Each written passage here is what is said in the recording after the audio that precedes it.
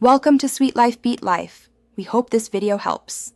Start now by confirming power and connection type, Bluetooth or USB OTG. You want Bluetooth visible, so open Settings and turn Bluetooth on, make the device discoverable. If using a wired keyboard, attach a quality OTG adapter and plug the keyboard in, your phone should detect it. Once done, check keyboard LEDs and confirm the phone shows a new input device. Make sure to grant any permission prompts. This avoids delays and gets you typing faster. Continue by pairing and configuring the layout. For Bluetooth, choose the keyboard name, accept pairing, and enter the shown PIN if required. Pairing secures the link. For OTG, watch for a USB keyboard or input notification. Tap to confirm.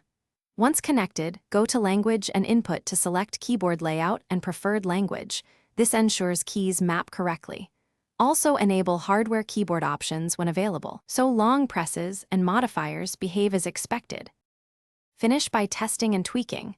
Open a Notes app and type several lines to confirm mapping, function keys, and modifiers. Make adjustments to repeat rate, delay, and layout in keyboard settings so typing feels natural.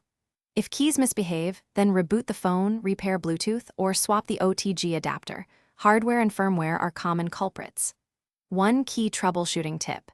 If pairing fails repeatedly, remove old pairings and reset Bluetooth. This often clears conflicts and restores a clean connection. Thanks for watching. Consider subscribing if we helped you.